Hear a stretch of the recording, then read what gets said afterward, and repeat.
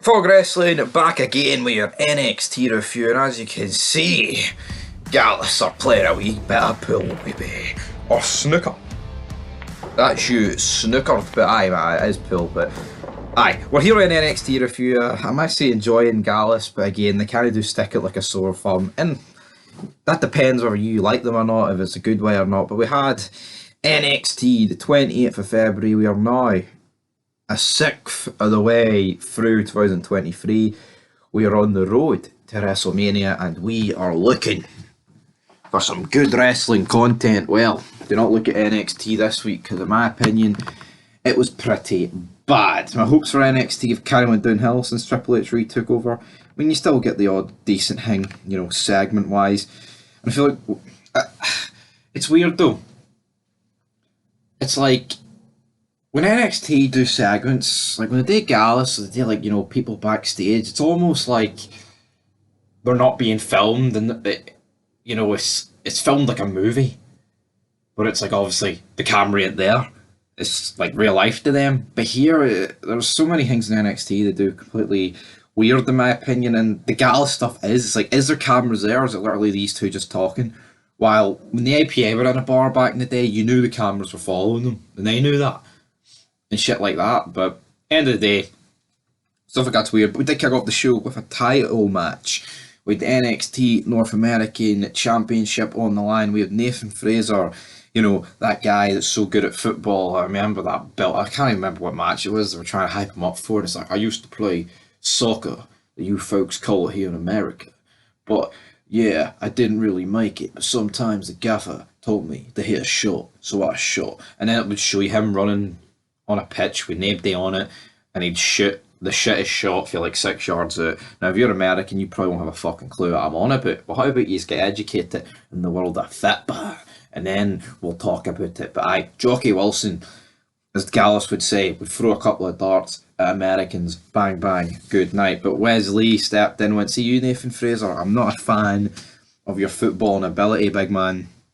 And he defeated him in a match that was, I just don't really care, I'm being honest, man. Really do not care. Of course, this was an open challenge, which, oh, look at the people who are going to enter this open challenge. But yeah, Nathan Fraser was the guy that eventually got to it after the whole brawl at the beginning. But yeah, I mean, Wesley defeated way better people than this guy, so you just knew at this point that was never going to happen. Wendy Chu gets attacked in the parking lot, but we're kind of like in a backstage segment at this point, and the cameras are running, and we get out and she's lying on the concrete. Who attacked Wendy Chu? Similar to the angle about like 2 months ago where someone got attacked in the parking lot, and then we didn't actually know who it was then. Are we getting like a serial killer type storyline? Like there's a person just going around attacking people in the parking lot? I guess it would make for a decent enough gimmick. That wouldn't be too horrendous, if we're being honest. We then have Josh Briggs and Brooks Jensen, the Virgins. We haven't went to first base, even though one of them has. But for the sake of the gimmick, we'll just say none of them has. I think the one that hasn't is Josh Briggs, but I wouldn't bet my top rocker on it. But they're taking on Indus Sher. What was going on? Why? What was the whole gimmick of hyping up Fear, and now he's back here? Oh, the rhymes are sick. But honestly, yeah, Indus Sher win. But yeah, is Mahal against Braun Breaker really the Mania weekend match that NXT needs? It's weird, because you would just assume, yeah, because Jinder Mahal's held the WWE Championship, feud it with Randy Orton, had the help of the Great Khali, all this stuff. But again, to me it's very weird, and yeah, it's just a feud's not really going to work, even though Mahal was completely involved in this match. But one of the matches that was actually advertised was Mika Satomura taking on Zoe Stark, and Zoe Stark, who's been booked relatively strong, but she lost here to an old Japanese grandma, as we would say about 100 times on this channel. So yeah, I'm kind of shocked that she didn't win, but the fact that she is a heel doesn't really surprise me too much, to be honest. I mean, the faces normally seem to get the job done in NXT. Again, I feel like you could almost push her as like the next thing, on NXT, and it kind of seemed like that for a decent wee while, but it's not really happening. We did get like a promo package too about Schism wanting to see Chase University burn to the ground. Is that going to happen? I'm not really sure. I mean, we didn't really get much of Apollo Crews this week. He was in the opening brawl, but we didn't get any like wee diner segments, which we all know the big Stevie loves the wee diner segments with Apollo Crews where he's writing on his pen and he imagines what he wants to do, then he ends up not doing it, which I think, I mean, there's kind of like a comedy element to that, so I have no real issues with that sort of stuff in my opinion, but it is what it is, guys, and we have to, I guess, move on and all that good stuff. But yeah, we did have another promo package with JD McDonough,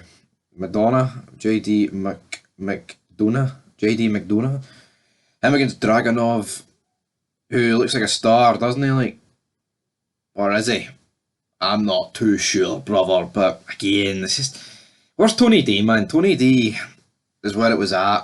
And Pablo Escobar, not Santos Escobar, why'd they call him up? Why would they even bother calling him up, man? If they're not going to do anything on SmackDown. And all the marks, like JD from New York, saying that Triple H knows what he's doing. Oh. And then any bad decision that happens in WWE, and I'll tell you what, there's a lot of them, they'll just pin it on Vince McMahon. Oh, Vince McMahon truly running things, but all the good things, it's Triple H, guys. You gotta believe me. Like, why the fuck does it matter? I don't give a shit who's running it, man. See, if it's good, it's good. But they actually have a fucking problem with Vince. Oh, Vince, because he had affairs and he paid a bit of hush money. That makes him a cunt. Does it? Well, anyway, talking of that word, that was a pretty extreme word. We have Gigi Dolan coming out to the ring. Of course, it's her first appearance since getting stomped on in the face, which was pretty fucking brutal. Okay, we can stop dropping the Genetti bombs, can we? Because I mean, I think all that stuff just fucking sucks. In my opinion, burying Marty Jannetty, it seems like every 3 fucking seconds, but it is what it is. I guess we've got to move on in that regard. But yes, she challenges Jessie Jane to a match at Roadblock. So yeah, I don't really know who's going to win that. Can I see these two still staying on NXT a bit longer? Probably. If I'm being honest, will this be accepted? I'd like to think so. She came out with like a black rose. I don't really know what that was all about. And her attire, like when Jessie Jane says she dresses like a hooker Chucky, you can definitely see that with Jessie Jane. Like, and that's not just a completely bury her. Like, she's hot enough. But in my opinion, she is like a Poundland Becky Lynch. Maybe not necessarily in terms of looks, but ginger, Irish. She's Irish. Just yeah. Fucking sucks. With Solo Ruka defeating Elektra Lopez, this is just one fucking match and 2 people I do not care about. My parents said that I could be whatever I want, man, so I could be a surfer. Yeah, well, how about you be a surfer and don't appear on fucking TV, please, because you absolutely suck, man. Jesus, man. Honestly, it absolutely is brutal. Wesley then is saying backstage that he's still the man to beat. Would that not technically be the actual NXT champion, mate? The North American title means hee-haw. Really, compared to that, Braun Breaker there agrees to team up with the Creed brothers backstage to take on the Indus Sheer, which of course, we've got Jinder Mahal. So, aye, is that going to be good? Who knows? Out comes Tiffany Stratton, basically says that she wants an NXT title match, or just women's title match, but is that going to happen? Not really 100% sure. But yeah, Tiffany Stratton wins. She hits her, what's it called? Picture perfect moonsault. She hits that for the victory. I mean, it was a bit of a sloppy match, if we're being honest, but you know what? They're both pretty hot, so I'm not going to complain too much about the match. We then had Exeum defeating a guy called Hank Walker. I mean, just 2 bums at the end of the day, guys, if we're being perfectly honest. I don't really want to, mark it, but this guy with a mask, man, he absolutely sucks. What did I call him through mother with? I wear a mask. And his wee Mexican accent, I don't know what he was on about, really, if we're being honest. We also had a backstage segment saying Juice Briggs saying he's ready to be a wingman for Brooks Jensen.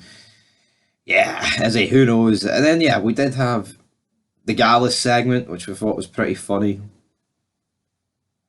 and when they're playing the pool, and then you did have Pretty Deadly being very confident ahead of their tag title match. So yeah, who's going to win there? I'm not sure, but you know what, Gallus, keep them doing these wee funny segments talking about Scottish icons in sport from about 40 years ago, because you know what, I guess it does a wee bit for me. But then we had our main event, which was Carmelo Hayes defeating Tyler Bate. It wasn't the greatest match of all time, but I actually like Carmelo Hayes, and I've never liked Carmelo Bate. Carmelo Bate, Tyler Bate. I've never liked them. Troops. I don't know what it is. I mean, there was a distraction in there, of course, for Williams, but yeah, Tyler Bate. He just looks like a bum. He just looks like a guy be working in KFC. Can I take your order, please? This is KFC. Tyler Bate, mate. Get off my TV, you prick. Anyway, that is your NXT, folks. I'm going to give it a 2 out of 10. It wasn't that good. Just feel devoid of any sort of star power. And then when they when they claim they get it in, like Bailey, fucking Bailey, man, who wants to see Bailey? Bailey, 2 out of 10, folks. Till then, peace.